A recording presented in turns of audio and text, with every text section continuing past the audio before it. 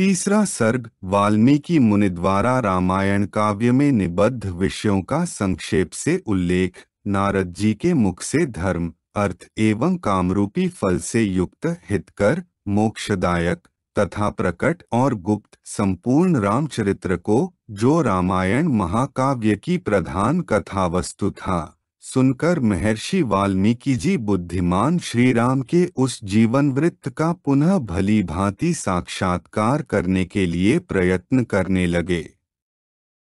वे पूर्वाग्र कुशों के आसन पर बैठ गए और विधिवत आचमन करके हाथ जोड़े हुए स्थिर भाव से स्थित हो योग धर्म समाधि के द्वारा श्री राम आदि के चरित्रों का अनुसंधान करने लगे। श्री राम लक्ष्मण सीता तथा राज्य और रानियों सहित राजा दशरथ से संबंध रखने वाली जितनी बातें थीं, हंसना, बोलना,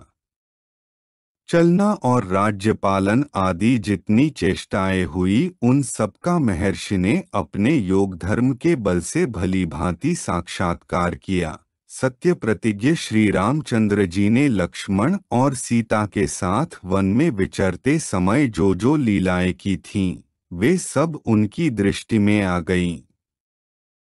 योग का आश्रय लेकर उन धर्मात्मा महर्षि ने पूर्व काल में जो जो घटनाएं घटित हुई थीं, उन सबको वहां हाथ पर रखे हुए आंवले की तरह प्रत्यक्ष देखा। सबके मन को प्रिय लगने वाले भगवान श्री राम के संपूर्ण चरित्रों का योग धर्म समाधि के द्वारा यथार्थ रूप से निरीक्षण करके महाबुद्धिमान महर्षि वाल्मीकि ने उन सबको महाकाव्य का रूप देने की चेष्टा की। महात्मा नारद जी ने पहले जैसा वर्णन किया था, उसी के क्रम से भगवान वाल्मीकि मुनि ने रघुवंश विभूषण श्री राम के चरित्र विषयक रामायण काव्य का निर्माण किया। जैसे समुद्र सब रत्नों की निधि है, उसी प्रकार यह महाकाव्य गुण, अलंकार एवं ध्वनि आदि रत्नों का भंडार है।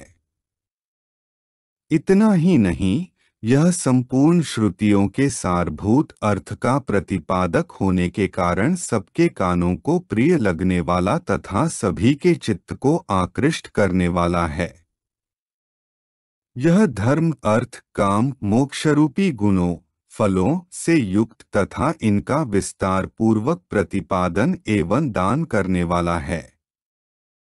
श्री राम के जन्म, उनके महान पराक्रम, उनकी सर्वानुकूलता, लोकप्रियता, क्षमा, सौम्य भाव तथा सत्यशीलता का इस महाकाव्य में महर्षि ने वर्णन किया। विश्वामित्र जी के साथ श्री राम लक्ष्मण के जाने पर जो उनके द्वारा नाना प्रकार की विचित्र लीलाएं तथा अद्भुत बातें घटित हुई, उन सबका इसमें महर्षि ने वर्णन किया। श्री राम द्वारा मिथिला में धनुष के तोड़े जाने तथा जनकनंदिनी सीता और उर्मिला आदि के विवाह का भी इसमें चित्रण किया। श्री राम परशुराम संवाद, दशरथ नंदन श्री राम के गुण, उनके अभिषेक, कैकेयी की दुष्टता, श्री राम के राज्याभिषेक में विघ्न, उनके वनवास, राजा दशरथ के शोक विलाप और परलोक गमन, प्रजाओं के विषाद, साथ जाने वाली प्रजाओं को मार्ग में छोड़ने, निषादराज गुह के साथ बात करने तथा सूत सुमंत को अयोध्या लौटाने आदि का भी इसमें उल्लेख किया। श्री राम आदि का गंगा के पार जाना, भरद्वाज मुनि का दर्शन करना, भरद्वाज मुनि की आज्ञा लेकर चित्रकूट जाना और वहां की नैसर्गिक शोभा का अवलोकन करना, चित्रकूट में कुटिया बनाना, उसमें निवास करना, वहां भरत का श्री राम से मिलने के लिए आना,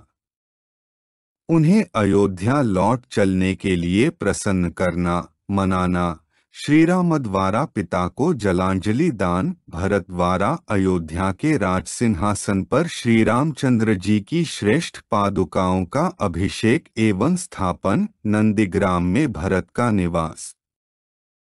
श्री राम का दंडकारण्य में गमन, उनके द्वारा विराट का वध, शरभंग मुनि का दर्शन, सुतीक्ष्ण के साथ समागम, अनसुया के साथ सीता देवी की कुछ काल तक स्थिति, उनके द्वारा सीता को अंगराग समर्पण, श्रीराम आदि के द्वारा अगस्त्य का दर्शन, उनके दिए हुए वैष्णव धनुष का ग्रहण, शूर्पणखा का संवाद,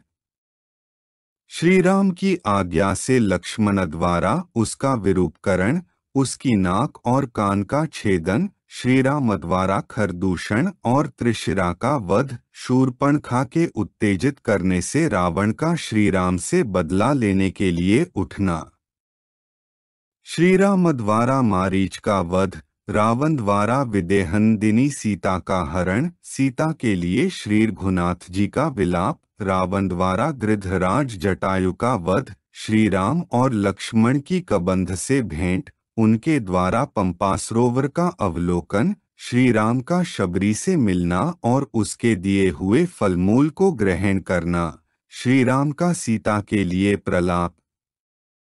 पंपा सरोवर के निकट हनुमान जी से भेंट, श्रीराम और लक्ष्मण का हनुमान जी के साथ ऋष्यमुख पर्वत पर जाना, वहां सुग्रीव के साथ भेंट करना, उन्हें अपने बल का विश्वास दिलाना और उनसे मित्रता स्थापित करना, वाली और सुग्रीव का युद्ध, श्री राम द्वारा वाली का विनाश, सुग्रीव को राज्य समर्पण, अपने पति वाली के लिए तारा का विलाप, शरत काल में सीता की खोज कराने के लिए सुग्रीव की प्रतिज्ञा, श्री राम का बरसात के दिनों में माल्यवान पर्वत के प्रस्रवण नामक शिखर पर निवास, रघुकुल सिंह श्री राम का सुग्रीव के प्रति क्रोध प्रदर्शन, सुग्रीव द्वारा सीता की खोज के लिए वानर सेना का संग्रह, सुग्रीव का संपूर्ण दिशाओं में वानरों को भेजना और उन्हें पृथ्वी के द्वीप समुद्र आदि विभागों का परिचय देना, श्रीराम का सीता के विश्वास के लिए हनुमान जी को अपनी अंगूठी देना, वानरों को ऋक्षबिल स्वयं प्रभा गुफा का दर्शन, उनका प्रायोपवेशन, प्राणत्याग के लिए अनशन, संपाति से उनकी भेंट और बातचीत, समुद्र लंघन के लिए हनुमान जी का महेंद्र पर्वत पर चढ़ना, समुद्र को लांघना, समुद्र के कहने से ऊपर उठे हुए मैनाक का दर्शन करना, इनको राक्षसी का डांट, हनुमान द्वारा छायाग्राहिणी सिंहिका का दर्शन एवं निधन, लंका के आधारभूत पर्वत त्रिकूट का दर्शन, रात्रि के समय लंका में प्रवेश, अकेला होने के कारण अपने कर्तव्य का विचार करना, रावण के मद्यपान स्थान में जाना, उसके अंतःपुर की स्त्रियों को देखना, हनुमान जी का रावण को देखना, पुष्पक विमान का निरीक्षण करना, अशोक वाटिका में जाना और सीता जी के दर्शन करना, पहचान के लिए सीता जी को अंगूठी देना और उनसे बातचीत करना, राक्षसियों द्वारा सीता को डांट फटकार, त्रिजटा को श्रीराम के लिए शुभ सूचक स्वप्न का दर्शन, सीता का हनुमान जी को चूड़ामी प्रदान करना, हनुमान जी का अशोक वाटिका के वृक्षों को तोड़ना, राक्षसियों का भागना, रावण के सेवकों का हनुमान जी के द्वारा सहाय, वायुनंदन हनुमान का बंदी होकर रावण की सभा में जाना, उनके द्वारा गर्जन और लंका का दाह, फिर लौटती बार समुद्र को लांघना, वानरों का मधुवन में आकर मधुपान करना, हनुमान जी का श्री रामचंद्र जी को आश्वासन देना और सीता जी की दी हुई चूड़ामणि समर्पित करना, सेना सहित सुग्रीव के साथ श्री राम की लंका यात्रा के समय समुद्र से भेंट, नल का समुद्र पर सेतु बांधना, उसी सेतु के द्वारा वानर सेना का समुद्र के पार जाना, रात को वानरों का लंका पर चारों ओर से घेरा डालना, विभीषण के साथ श्री राम का मैत्री संबंध होना, विभीषण का श्री राम को रावण के वध का उपाय बताना, कुंभकर्ण का निधन, मेघनाद का वध, रावण का विनाश, सीता की प्राप्ति, शत्रुंगरी लंका में विभीषण का अभिषेक, श्रीराम द्वारा पुष्पक विमान का अवलोकन, उसके द्वारा दल बल सहित उनका अयोध्या के लिए प्रस्थान, श्रीराम का भरद्वाज मुनि से मिलना,